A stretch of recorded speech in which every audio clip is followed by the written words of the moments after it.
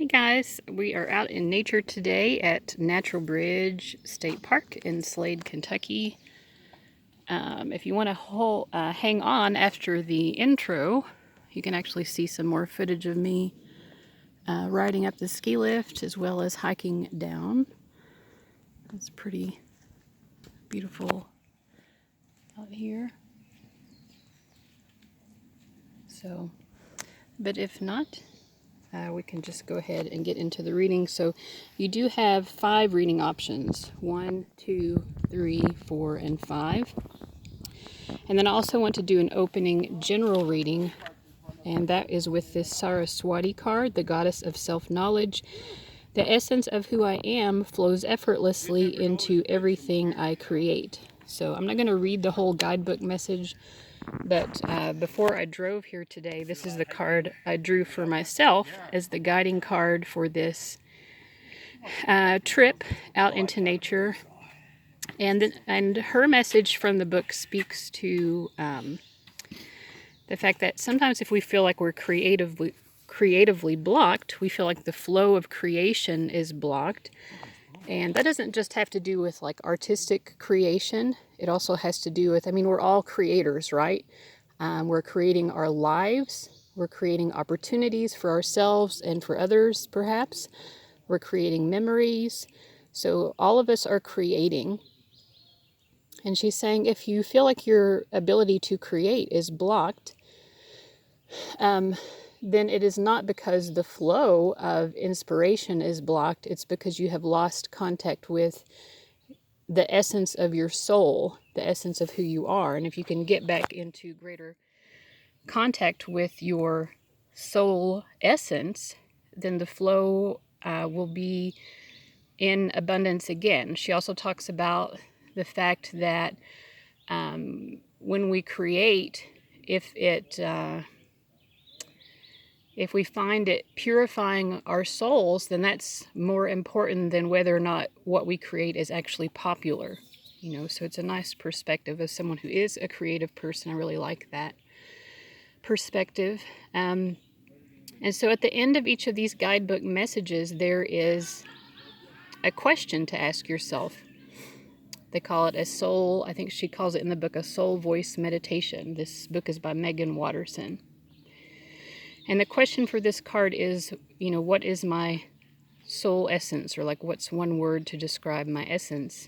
And so I was thinking about that. I didn't even think long. The word that came to my mind very quickly was the word heathen. And I was like, what?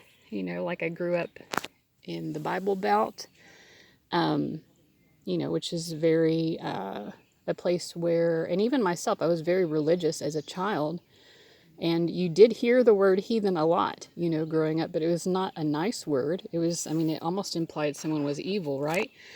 But if you look up the definition for heathen, basically it just means someone who is without an established, organized religion, which is me, right? And so I know that my spirituality is a strong part of the essence of who I am, but I'd never thought of it in terms of, my lack of religious belief as being the essence of who I am. But the voids in our life define us as well. What is present? What's the positive space? And then what's absent? What's the negative space? And so that was interesting. And so I spent some time along the drive here thinking about what that means for me.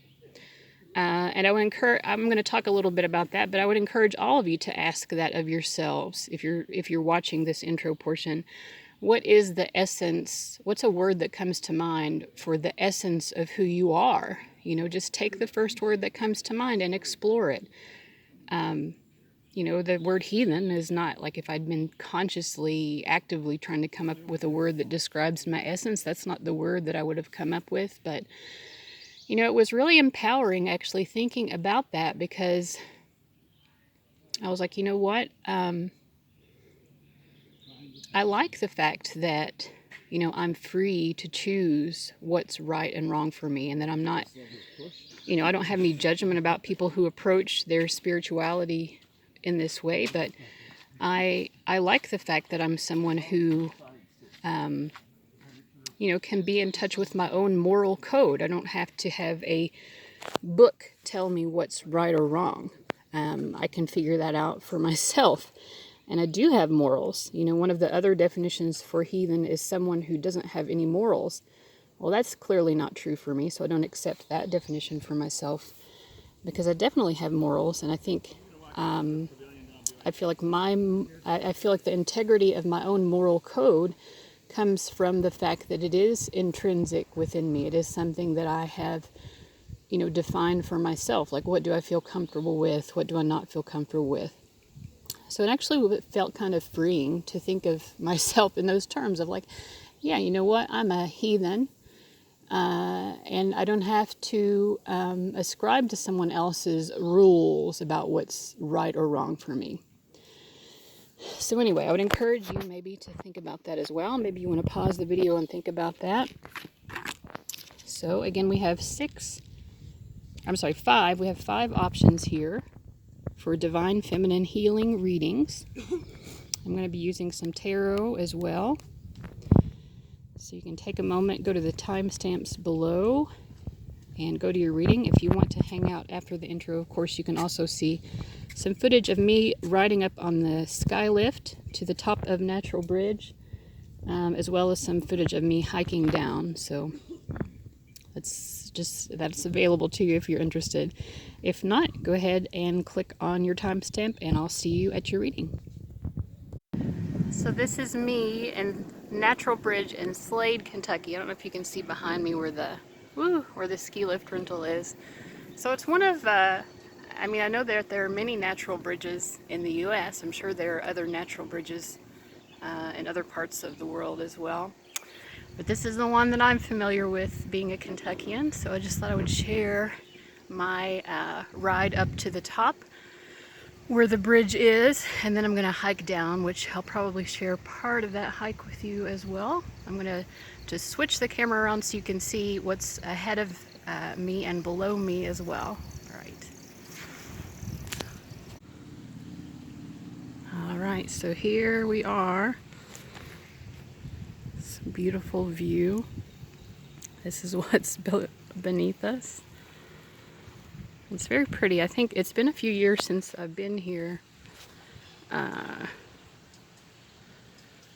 think the last time I came, I was with my niece. She was probably 4 or 5 then, so I was mostly like terrified that she would somehow fall off of this. We have a little creek, a little stream down there, which you can probably hear. This is very relaxing. It's nice, a nice simple way to enjoy nature. I'm going to pause the video for a moment until we get a little bit further up, and then I'll turn it back on. All right, here we are back a little bit further up the mountain, coming up on this pretty cool rock formation that's jutting out here. And it has also these really pretty yellow flowers at the top, which maybe you can see those, I don't know. I don't think you can see them as well as I can in real life. Ooh. Some other cool rock formations here. Looks like we're coming up on a place where the valley dips down further below us. I'm coming pretty late in the day. I think they're about to close, so which is fine because I just need this ski lift to get up because I'm too lazy to hike up to the top. Too lazy and also too contrary. But I've only passed one person coming back the other way, so it's pretty slow. Pretty slow here. I'm going to leave the camera on so that you all can see what's ahead when it dips down a little bit lower. It looks like the sky lift itself is going to dip down too, so that'll be fun. Thank you for enjoying this moment with me.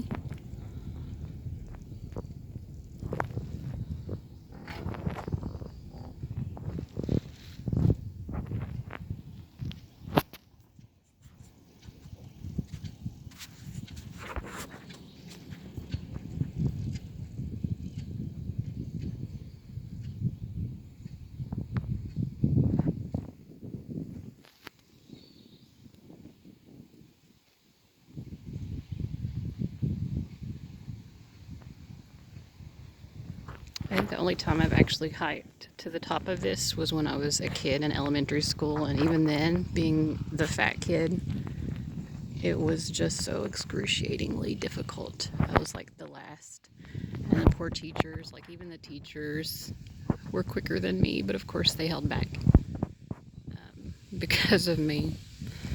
But anyway, it's pretty steep. I mean,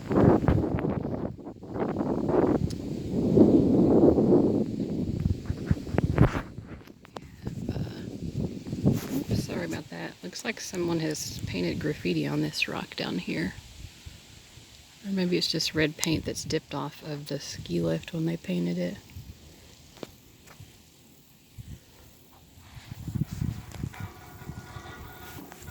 It's kind of amazing that there aren't like hats or flip-flops and other stuff down here. They must clean it up pretty often because I imagine people drop things all the time. We can kind of see this rock formation here underneath the bridge. Little cave area there, maybe. It's pretty cool.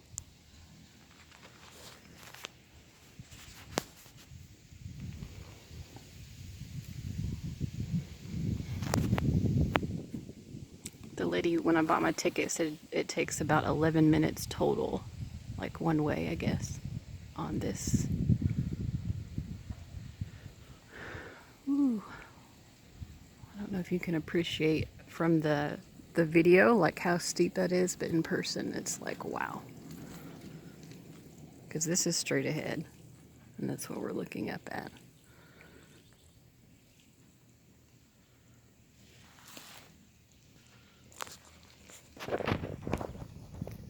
Lots of pretty rock formations. I think I'm going to turn the camera off just to enjoy the rest of this on my own. So here we are.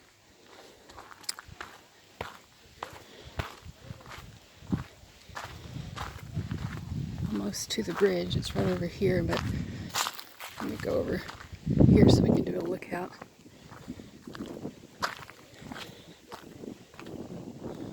So basically this is like a big rock formation that through years of erosion has formed into a bridge.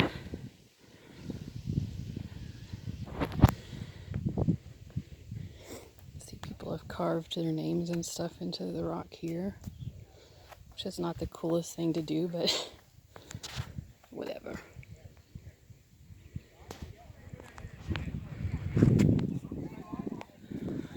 Definitely some people on the bridge already. And we are going to go that way ourselves.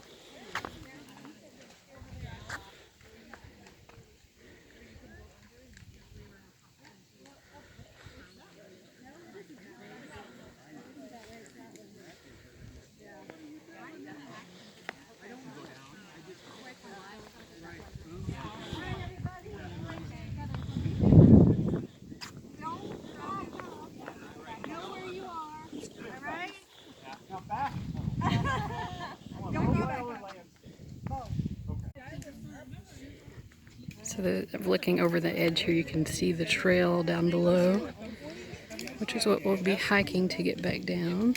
Thank you, you too.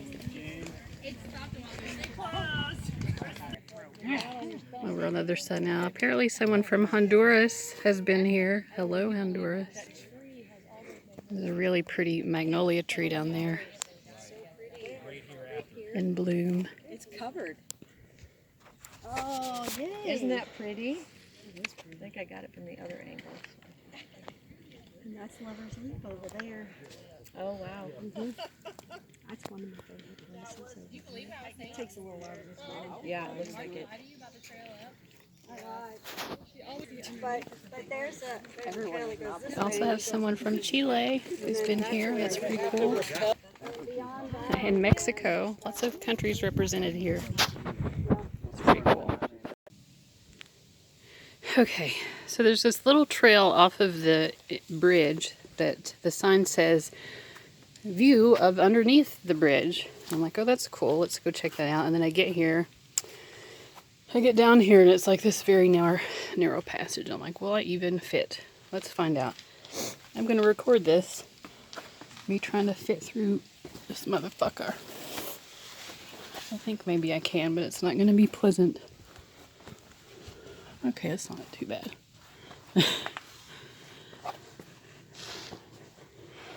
It's working. It's nice and cool in here, that's for sure.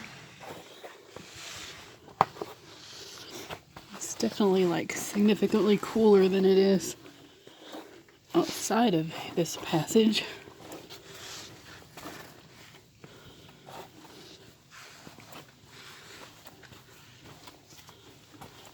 So of course this is the same rock that the bridge is made of that someone has carved a pathway through. Or probably a lot of somebody's. Okay. Well, that wasn't too bad.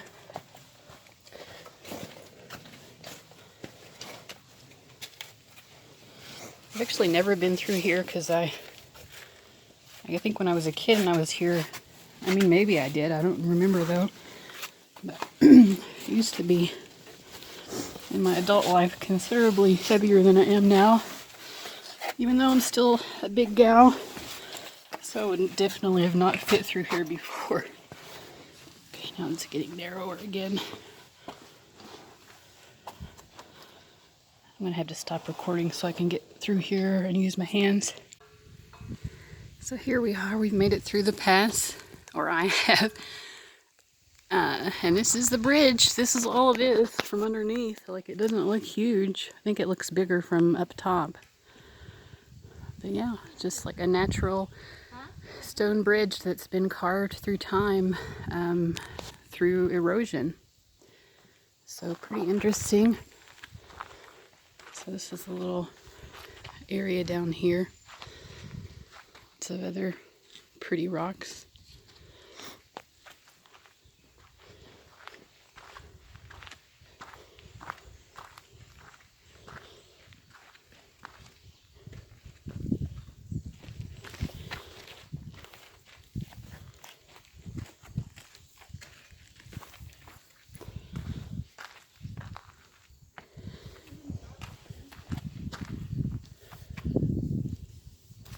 There are lots of different trails you can take. I'm probably just going to take one of the easier trails back down to the parking area. Original trail, it says. This is probably the one that goes down to the lodge. I don't think it goes all... Whoops, sorry. I don't think it goes down all the way, though. That's one option, probably not the one I'm going to take. It's really pretty though. I'm going to sit here for a moment and just enjoy nature before I take the rest of my hike down to the bottom. All right, here we go. This is the, I don't know what the rock garden trail is, but I'm just going back down to the parking area where I started out. So 1.25 miles downhill, although, you know, like it's pretty rocky. So yeah, it's downhill, but I mean, look at this. Anyway, I will take some footage along the way, but for now I'm going to put this up. Okay, so I just had to stop and let y'all see these pretty rock formations. Natural rock formations, and when I get closer to this, there's like a pattern here on the rock. Isn't that cool? It's like natural. It's nobody carved that. That was nature. Only nature could do that. That's pretty neat.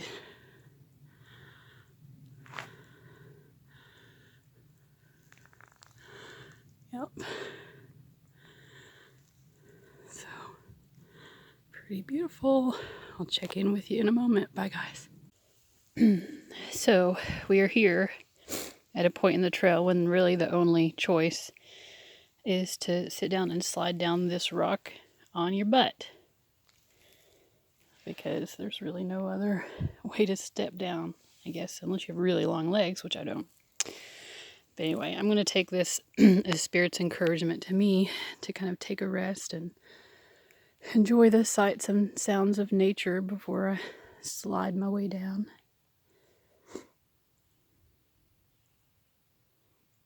I'll let you all hear the sounds here as well. You can hear some birds chirping.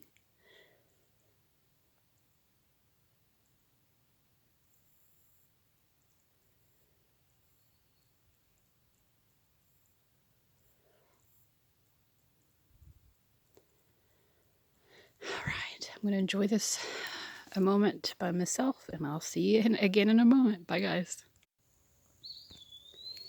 So taking another little pause here. I definitely felt like I would already be at the bottom of the trail by now. I'm slow. Anyway, there's more of the trail yet to be gone down.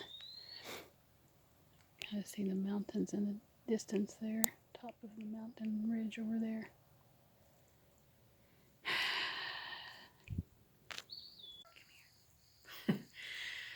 Okay, so I'm finally home. That hike I thought was going to take like 45 minutes because I was thinking like, and you can hear Coco, she's excited that I'm home. Yes. But I was thinking, like, I'm not an avid hiker, you know, but I guess I wasn't thinking about this, but I do like to hike sometimes. It just doesn't happen like often, not like a hike, you know.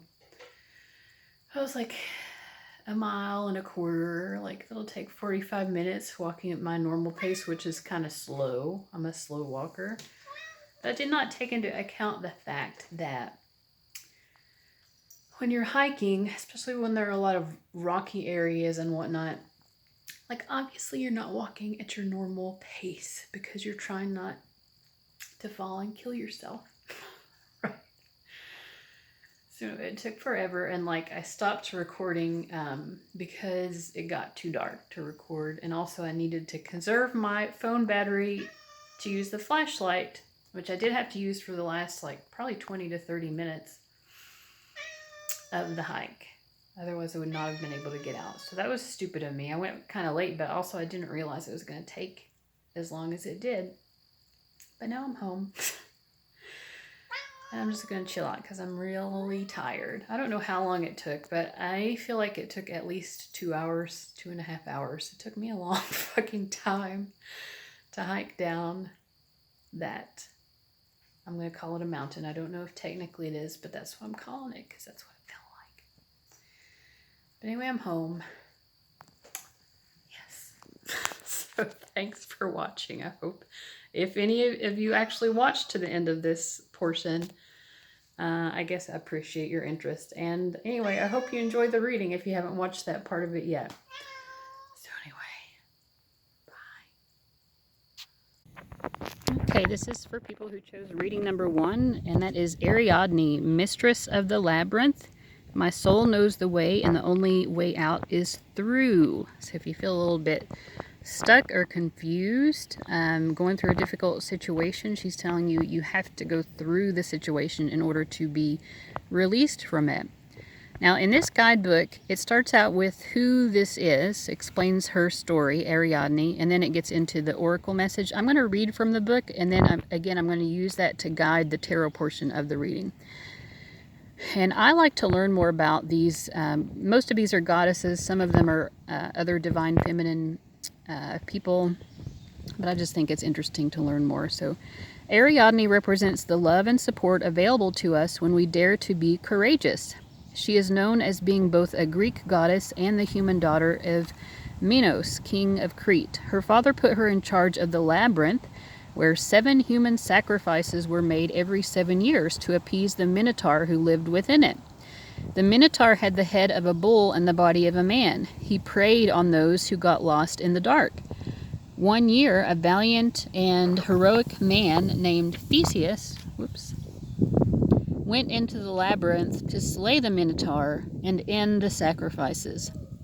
Ariadne fell madly in love with him and gave him a sword to kill the Minotaur and a ball of red thread so that he could find his way back out of the labyrinth and into the light.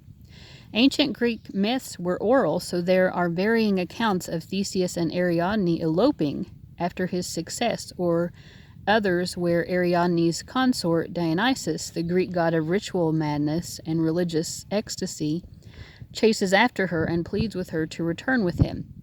Whichever way the story ends, the constant is that Ariadne's love and support changed the fate of so many who would have otherwise been lost to the labyrinth. When your soul selects her card, Ariadne is a symbol of the hope, the divine assistance, and the step-by-step process we can take to move through a difficult time or to confront an injustice in our life. She helps Theseus because he's daring to end a pattern of madness. He's willing to do whatever needs to be done to stop the injustice. She gives him the tools to create his desired outcome. He is successful because of her, and she assists him because he acts with courage. Her message is that our courage is always in some way rewarded. When we seek to end an unnecessary pattern or routine that is no longer serving us, even though we initially created it in the effort to keep us safe, it can feel as insurmountable as facing a horned, part man, part beast that lives in a dark maze inside of us. Pure terror. But the soul always wants our freedom. The divine is what liberates, not confines. It might feel like we can't find our way out of this situation, this maze, but we can. We can trust the soul knows the way through, and that spiritual support is a given.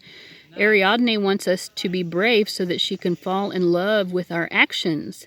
She is both a goddess and a human. She gets our fear, but she also knows just how much power we hold as well. So the soul voice meditation, what allows me to feel supported while doing the inner work? Intention, my soul knows the way and the only way out is through. So I'm going to have to pause this a moment so I can shuffle the cards and pull some cards to give you a further message here in your reading. I'll be right back. Okay, so these are the cards I've chosen. You're going to hear other people's voices in the background. There are other people up on the bridge right now. So the question was, from the book, it was, what allows me to feel supported while doing the inner work? So I feel like what supports you is like maybe your family, a sense of community, a sense of belonging. There's, you have people who do care about you. You have this long-term support. This is normally the Ten of Pentacles is like a family card. And what I see here is that, from this stability of maybe your family, your rootedness, it allows you to go forth into the world and feel free, because you know that there's always going to be, like a warm bed, like a soft spot to land. So that's something to definitely be grateful for. And I feel already, without you telling me in the comments, there are some of you who don't feel like that's true for you. You're like, well, I don't feel like I do have that family support that I would like to have. So for you guys, let me pull an extra card. Okay, so we have the Nine of Pentacles, which is, like just one step beneath the Ten of Pentacles. The Nine of Pentacles, and I just pulled this on, from the top of a shuffled deck, is telling you that you have this support within yourself. You create your own firm foundations. You create your own abundance, and that's something to be really proud of. I feel like,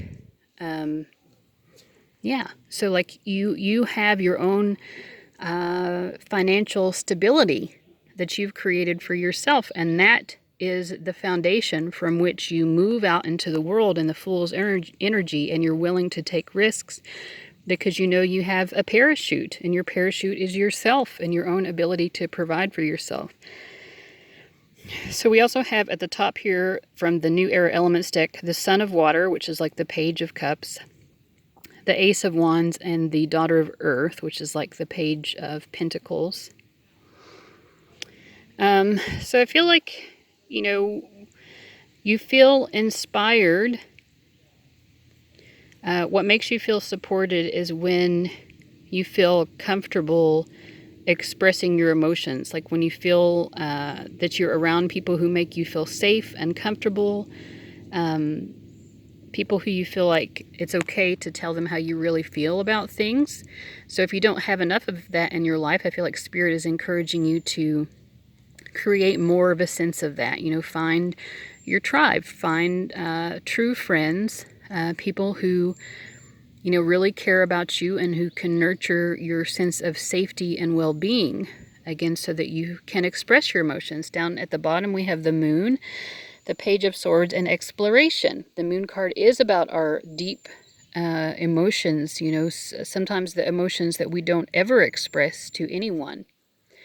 I feel that you guys who chose this reading are still learning about your emotional selves. You're still learning about those deep, mysterious, unknown emotions within yourself. Maybe there's some emotions you're not even in touch with yourself. I feel like you're trying to explore that more, so that you can also verbalize it to other people.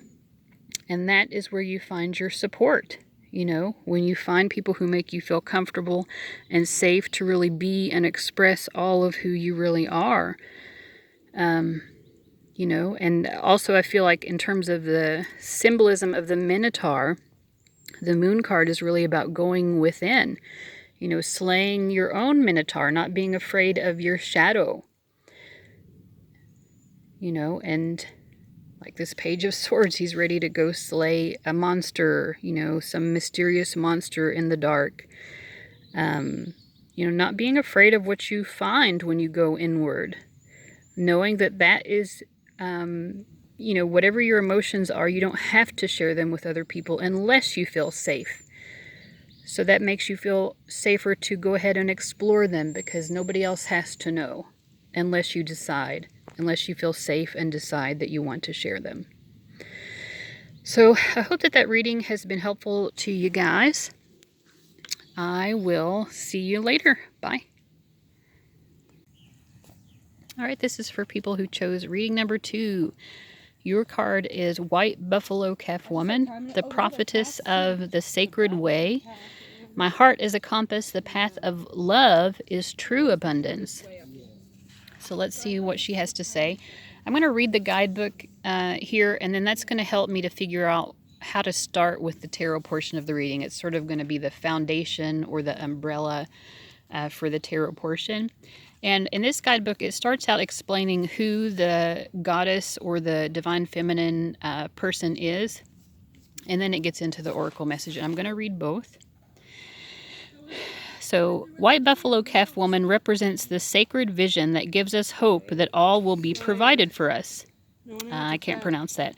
White Buffalo Calf Woman is the primary cultural prophet of the Lakota religion.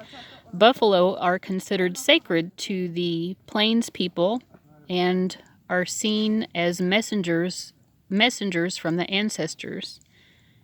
Let's see. A Lakota legend says that 2 young scouts went out in search of food during a famine. They saw a stunningly beautiful woman appear before them in a radiant white light. The first scout approached her with unholy intentions, and the second scout watched as the first man turned to bones the instant he tried to touch her. She was clearly Leela Walken, very holy. Thankfully, he knew this. She asked him to approach her because she could see into his heart and knew his intentions were good. She told him to prepare for her arrival in the village. He went back and gathered everyone together. She appeared before them and taught them the 7 sacred rites of the Lakota people, including the sacred pipe ceremony that binds men and women together in a circle of love and mutual respect. When your soul selects her card, White Buffalo Calf Woman is a sacred reminder that we don't have to struggle to receive all that we've desired. When we join our heart's longing with action, we find that there's a sacred way to move through the world. The sacred way is a path of steady, quiet alignment between the heart's intention and our every step. While Buffalo Calf Woman is an omen of hope that all will be provided for us when we approach each situation with love. What she wants us to focus on is the intention behind an action, because that changes the outcome. So like both men in her story approached her, but one of them approached her with good intentions and another approached with negative intentions. So when we approach with positive intentions, what do we receive? We receive abundance, we receive wisdom. She's a sacred prophetic sign that we can receive what we need without fighting for it or trying to secure it through manipulation. When prayer joins right action, when we move from that intention of creating only more love, then abundance is inevitable. And when we seek not just for ourselves, but also for the benefit of our loved ones and community, our needs are divinely met. The most sacred path is the one abundant with love. Soul Voice Meditation. What is my intention for the work I am currently doing? My heart is a compass. The path of love is true abundance. So we're going to use that first question here. What is my intention for the work I'm currently doing? Now, you probably already know that, but I'm going to also consult with the tarot to kind of get more of a message for you. I've already shuffled because I don't have my tripod with me, so I'm just holding my camera. So I already pre-shuffled before I started the camera. I'm just going to draw from the top. What is my intention for the work I'm currently doing? So there are other people here up on the bridge, so the voices you hear in the background, that's nothing to worry about. Let's see here. Let me rearrange this. So I'm also going to pull a couple from the New Era Elements deck.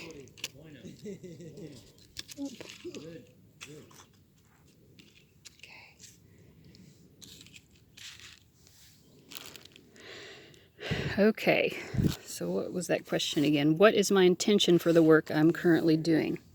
Interesting. So the Seven of Pentacles actually shows that you might be in that moment of considering that anyway. So there's something that you've been putting effort and energy into in your life, and you're at a moment now when you're thinking, well, I haven't yet reached the harvest. I haven't harvested everything that I wanted to out of this situation, and it can make you feel a little bit like you haven't succeeded. But this card is about, this is a farmer, right? Like, it's not that he hasn't succeeded. There are already fruits on the vine, right? But he has not gotten to the point of his full harvest. So he's expecting the full bounty of a harvest, but that's not where he is yet in the cycle of this venture. So whatever it is that you're trying to create in your life right now, you're having a lot of worry with this Nine of Swords, which is about, it says cruelty. You might feel like the circumstances that you find yourself in are very cruel. It creates a lot of anxiety within yourself. You might feel sort of like you've been cut open by whatever situation that you're facing right now. You also might feel a little bit exposed somehow, that exposed maybe in the way that you haven't achieved the success that you set out to. So it's like, it's not even that feels like a personal failure. It feels like a public failure where you're more even afraid of being judged. We have the Judgment card up here. It might be part of your feeling right now has to be that you're too concerned with what other people might be thinking. We also have to the right here the Ten of Cups, which is about repletion. It's about ultimate joy and bliss. This card also, I like this deck because it puts the astrological associations here. It's Mars in Pisces energy. So Mars is about how we act, our actions, how we move through the world. And Pisces is kind of like this ethereal, mysterious energy. So to me, maybe you're feeling like there's a lot that's unknown and you're having to step in the darkness. But this is the Ten of Cups card. This is about ultimate happiness. And it's saying the only way you can achieve that ultimate happiness is through continuing to take steps in the darkness and trusting that all will be provided for, which was the original message from White Buffalo Calf Woman. You know, if your heart is abundant, if your pursuits are, you know, with good intentions, then you will be successful. And then we have the Magician at the bottom here. So this is interesting because a lot of these cards I was interrupted by a couple earlier who are very sweet. They're having their 2-year anniversary, and they asked for a reading and they received. Ask and you shall receive. And a lot of these cards were the same cards that came up for them, so I feel like that's interesting. But we have the Magician card down at the bottom. So like, even though you might feel like you have not gotten to the ultimate point of success that you're trying to create for yourself, we have the Magician card showing you that wherever you are along this journey, you have everything already that you need to make this happen. So whatever harvest it is that you're trying to get to, you will achieve those goals. And you can make big things happen even with limited resources. Okay, so that's the message I'm getting for those of you who chose reading number 2. I hope that you found that helpful. And I'll see you guys later. Bye-bye. Hey guys, this is for those of you who chose reading number 3. So your divine feminine energy is, I'm going to mispronounce this, I'm sure, Yeshe Tsogul, Lady of the Lotus Born. Embodiment is the deepest bliss. My body was made for enlightenment. So I'm starting all of these readings by reading from the guidebook, and whatever the guidebook says is kind of going to be the foundation of what I look for when I start the tarot portion. So it's going to tell us what we need to explore more fully with the tarot. And in this particular guidebook, it starts off explaining who this goddess or divine feminine is, like kind of what her story is, and then it gives the oracle message. So I'm going to read out both because I think it's interesting to know who is speaking to us, who's giving us their wisdom. So Yeshe represents a deep wisdom that has been much misunderstood.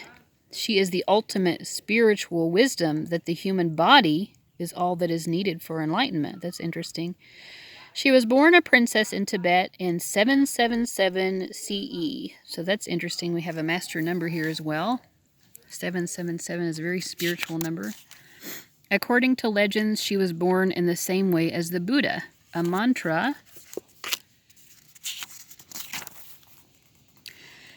resounded, and her mother gave birth to Yeshe painlessly. Her name means Wisdom Lake Queen, because at the moment of her birth, a nearby lake doubled in size, symbolizing her tremendous wisdom, her waters of enlightenment. From a young age, she only wanted to practice the Dharma instead of getting married. But the emperor of Tibet gave her to, I can't read this guy's name, who had traveled to Tibet from India to spread the Buddha's teachings. He became her main consort and husband, and together they each founded their own lineages of Buddhist teachings. She spent many years isolated in meditation and accomplished several cycles of tantric spiritual practices. She received esoteric initiations and became known as a fully enlightened Buddha in the form of an ordinary woman. She is also considered to be an incarnation of Vajrayogini, and her husband predicted that she would reincarnate as the legendary Tibetan Buddhist tantric teacher and yogini Machig Labdrone. I don't know. When your soul selects her card, it can be so easy to forget that everything we touch, everything we say, and everything we do is not separate from the divine. Yeshe embodied one of the most potent spiritual truths. The female body is an asset to enlightenment, not a hindrance. The body is a vehicle to free us from the idea that there are any limitations to reality.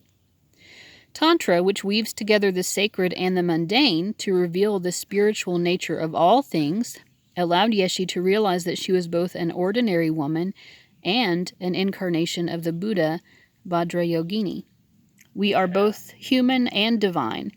We are both a mortal body and an eternal essence that continues on. The body too often can be the scapegoat for so much hate, distrust, and violence. The body holds infinite wisdom, pleasure, and possibilities. This is the moment to see your gorgeous body as the tremendous gift it is. It's the moment to realize that there is no greater intoxication than just being fully in your body from head to soul. Yeshe is the call to remember that the holiness of your flesh, the deep wisdom your body contains, and the temple you walk around in every day. The soul voice meditation is what helps me remember that my body is sacred.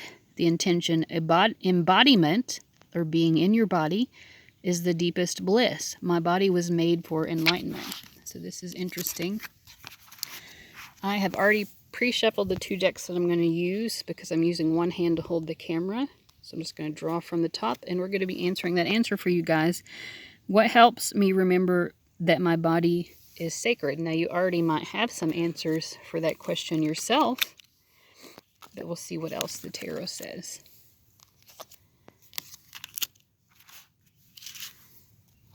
So this is the Rider-Waite deck, and we're also going to be pulling from the New Era Elements deck. Okay. So I feel like being active, like using your body, you know, in physical activity. The Ace of Wands is also a very sexual card, and I'm not going to like dwell on that, but that can be something, you know, she was talking about Tantra here. That can be something that helps you remind yourself that the body can be a vehicle for spiritual enlightenment. So being active, you know, how does being active connect you to a sense of spirituality? Is that true for you? Is it not? And we also get the 4 of Wands here, which is perfection, or 4 of fire, and the 2 of Swords, equilibrium. So I feel like you, in terms of like physical activity or like body movement, like what you do with your body, how you engage in exercise or just enjoyment of like physically moving your body. In regards to that, like connecting to your spirituality through your body requires being very balanced in terms of perfectionism, because we have the perfection card here. Like maybe you feel like if you are physically active that it has to be some kind of perfect moment, like you have to like run a marathon instead of like just taking a mile-long walk. You know, like a mile-long walk would be great, and it would be a wonderful way to connect with your spirituality. Or like, you know, like maybe a mile-long walk for you is the like perfection moment, and because you're holding yourself up to this perfection, you can't achieve it. So maybe like just taking a 10-minute walk, whatever that is for you, would, you know, that would be a way of connecting to spirituality through physical movement. So at the top we also have the 6 of Cups, and underneath we have Temperance. I feel like the 6 of Cups is telling us that like connecting to other people, I feel like hugging other people is a way of connecting spiritually using our bodies. The 6 of Cups is a very sweet, tender card. You know, they're not hugging each other, but if there was one deck in the tarot which symbolized hugging, to me it would be this card, because it's such, it's a card about like innocent, sweet, loving connections between two people. So I feel like physical touch with other people, like innocent, platonic, physical touch is just such a wonderful way for you all to connect to your spirituality. And when you hug someone, what happens? Your heart chakras come in contact with each other. So literally your heart to heart. And then we have the Temperance card, which is about moderation. So moderation in how you use your body and what you put into your body, that is also a way to achieve spiritual enlightenment. Our bodies, you know, it talks about this in the reading as well. Our body is our temple, but I think like many of us do not treat our temple very well because we aren't very moderate. You know, maybe we haven't been active enough. Maybe we've been putting too much junk into our bodies, too much junk food, or too much alcohol. We've been maybe engaging in other activities with our body that are just too much and ultimately not really in the best interest of our spiritual or even our physical well-being. So in terms of reaching enlightenment, I feel like embracing moderation, which means that I really like in the Everyday Witch Tarot version of the Temperance card, it shows a woman in tree posture. What is it called in yoga? And behind her on a table, on one side there's a plate of cupcakes, and on the other side there's a plate of like fruits and vegetables.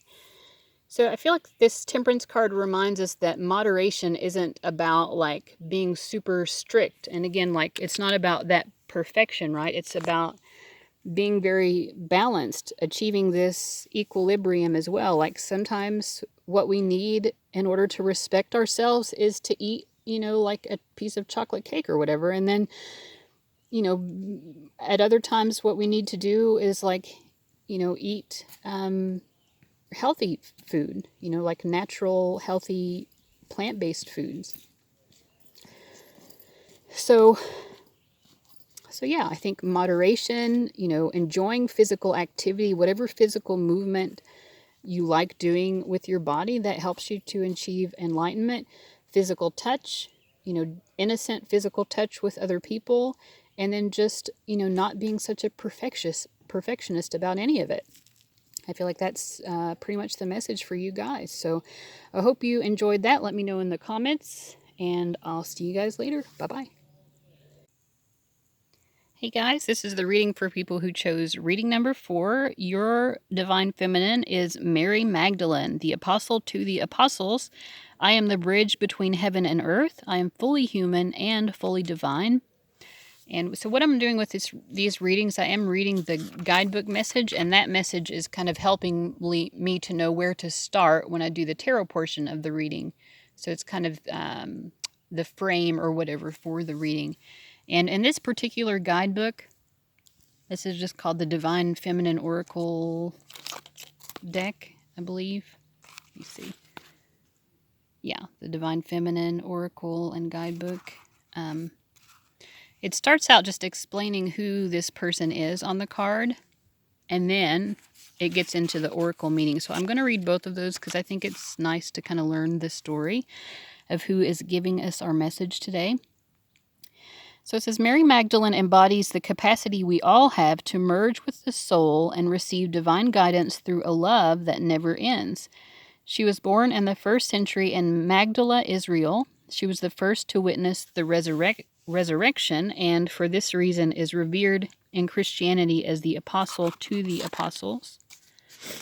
I definitely never learned that in church growing up. Okay. In The Meaning of Mary Magdalene, author and Episcopal priest Cynthia Bourgeault relates that the Gospels of Thomas, Philip, and Mary Magdalene all reveal Mary not only as Jesus' beloved companion, but also as an equal partner in teaching and transmission. Bourgeault believes that Mary Magdalene's Gospel contains a secret teaching that Christ gave to her so that she could pass through the 7 stages to reach the soul, which is the highest point, or the nous, which is the highest point of the soul. And it is this union with her soul that allows Mary to see the risen Christ. In classic iconography, Mary Magdalene is associated with an egg in the color red because of an Eastern Orthodox legend. It says that she used an egg to teach the court of Tiberius Caesar about resurrection.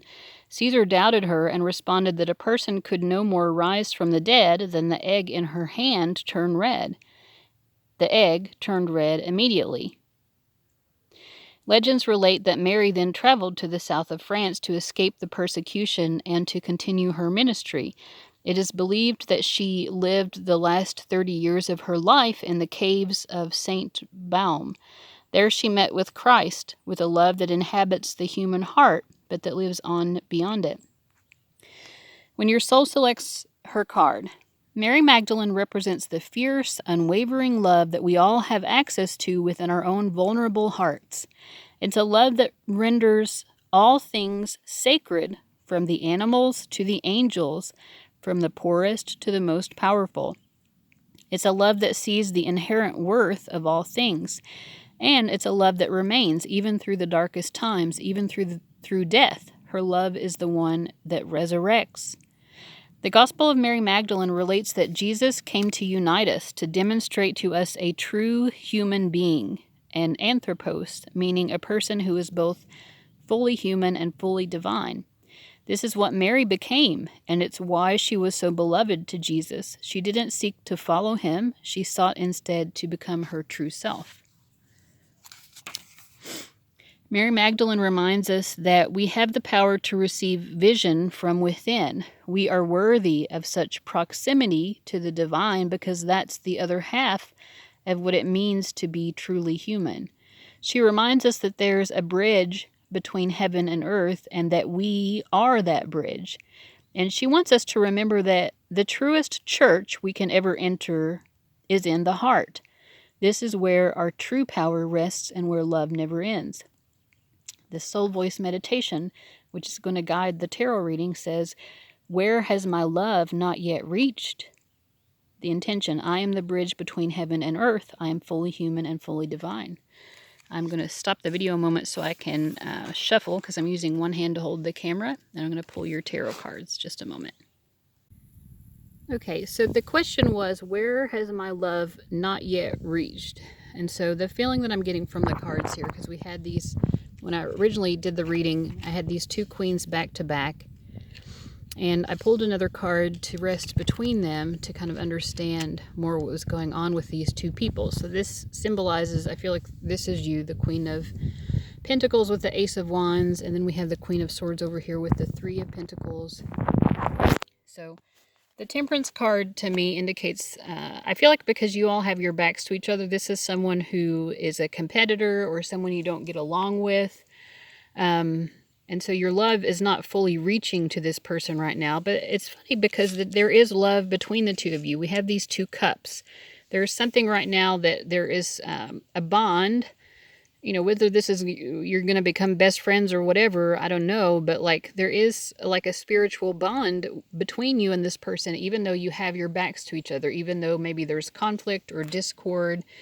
But the top here we have the Eight of... what is this? I think that is Cups. Eight of Cups, despair, Eight of Water. So the Eight of Cups is about moving on from an emotional situation that no longer serves you. It's also like just about real emotional burdens. It can be also burdens associated with maybe people who have been underhanded or sneaky, I feel like, because it's associated with Saturn and Pisces, and that astrological association makes me think of that. It's like kind of not knowing where you stand with someone. I feel like that's part of it too. It's not like, I don't think that the two of you really even dislike each other. Maybe there's been some discord between the two of you, but it could be like a competitor, a coworker, or someone who competes with you in some area of your life. Where you're both trying to pursue your success, and you both are being very successful. Like you're taking initiative here and you are embarking on a new journey. This person is, collaborating with other people. They're creating their abundance. They're building up their own security in the world. So I feel like your love has not fully reached to this person. And so the message is, like, there does need to be more of a coming together with this person, even if, maybe it doesn't feel like you want to, like I said, hang out with them or whatever. You don't have to do that, but maybe go more deeply into your heart, because we have the Two of Cups here and then the Three of Cups, which is abundance, and recognize that the two of you, you both are part of the source of creation. You are both part of the source of love. You have this love that emanates from your hearts towards each other. And, when you allow yourself to love someone, even if that person has caused you despair, even if you needed to like pull away from them in some way, you can still have love for them and compassion for them. And so, let's see, get back to the guidebook.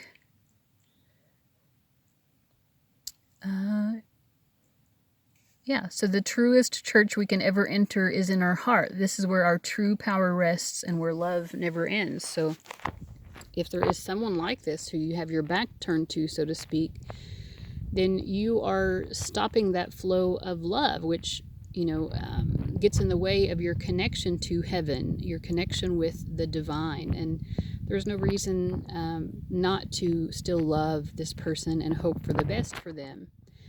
You can simultaneously pursue your own separate paths and still have love and concern for them. Okay, so I feel like that's pretty much the message for those of you who chose this reading. Thank you so much for watching. I hope it was helpful. Let me know in the comments, and I'll see you around. Bye, guys.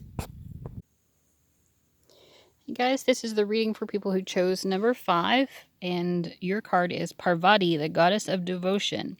I am love that doesn't leave. When I commit to love, my soul evolves. So this might be a message for those of you who are maybe a little bit commitment phobic. Okay, so it says, so first of all, I guess I'll explain. I'm going to read the Oracle book message, and that's going to kind of guide how I approach the tarot portion of the reading. And in this book, it starts out explaining who this goddess or divine feminine is. And I am going to read that as well, and then following that is the Oracle message. I like to read this part because I think it's interesting to learn more about the person who is helping to bring forth our message today.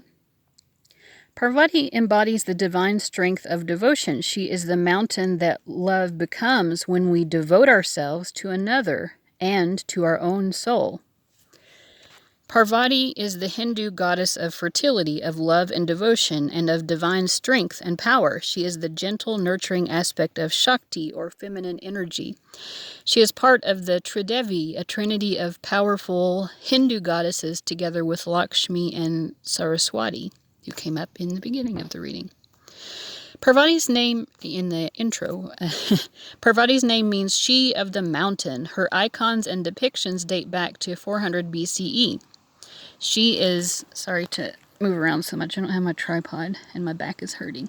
She is Shiva's wife and holds his trident, and she is the mother of Ganesha, the Hindu god who removes all obstacles. Shiva lives with Parvati in her house on Mount Kailash. Their favorite pastime is discussing Hindu theology. Traditionally in India, a woman goes to live with her husband's family, so this reversal reveals Parvati's priority and power. By living on Mount Kailash, Shiva becomes a part of Parvati's lineage. She is the bond that connects all human beings, a bond of love that helps our souls evolve. When your soul selects her card, what is soft, gentle, and nurturing like water can be far more powerful than what is inflexible and fierce. The energy of this mountain goddess is about the strength we can give and receive when we devote ourselves to the healthy bonds of love. Parvati is about the divine feminine potency of being a calm, benevolent presence, especially when something seems to threaten a deeply meaningful relationship. Transformation with this goddess calls for a softening. When a situation is hard, even painful, Parvati is suggesting that you allow your fist to unfold. Open and release what is clenched in fear or stress. Remember that your love is a mountain that cannot be moved, and that this bond between you is holy. No human hands or words can ever break it. The answer of what's next or highest for you can be found through the subtler act of simply abiding. Not reacting, not running, not hiding. A deep reservoir of power can surge up from within us when we choose to remain present. Letting devotion inhabit us in moments when our ego has typically fled infuses us with the capacity to transform all of our relationships. Devotion is not attachment, it's letting go of the illusion that you and this lover this friend, this child or family member, this soul within you can ever really be separate from you. Okay. Devotion brings us home to the point and purpose of every relationship, love, a love that can never leave, and that, like a mountain, can never move, a love that evolves the soul. The soul voice meditation, what am I most devoted to in this moment? Intention, I am a love that doesn't leave. When I commit to love, my soul evolves. Ooh. Sorry guys, I need to readjust. Okay, so let's get your tarot cards. So the question was, what am I most devoted to in this moment? We have the Star, the Magician, the Fool, 3 major arcana. These are really bright, positive cards. And then from the New Era Elements, we've got the Father of Water, the Ace of Fire.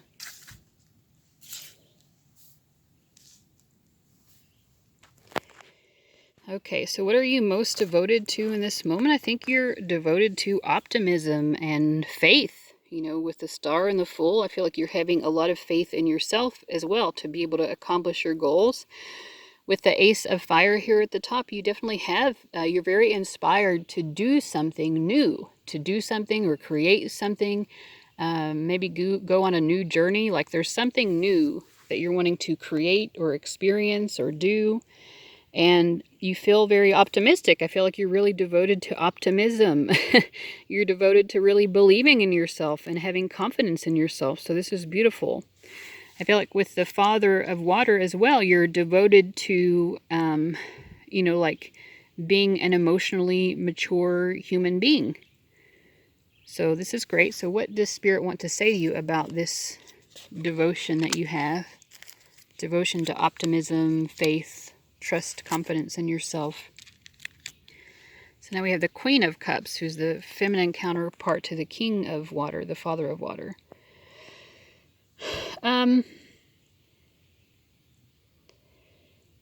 So what does Spirit want to say to you about this faith and optimism that you're devoted to?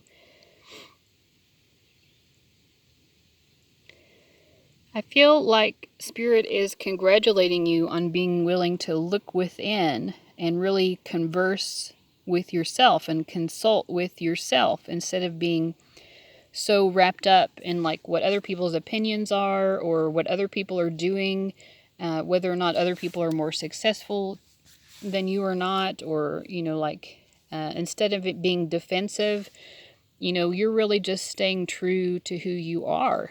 And Spirit's really encouraging you and saying that's a wonderful thing to be doing. You're devoted to really trusting yourself more, trusting your own intuitive sense of what's right for you, and like having faith that you'll be able to accomplish anything you set your mind to.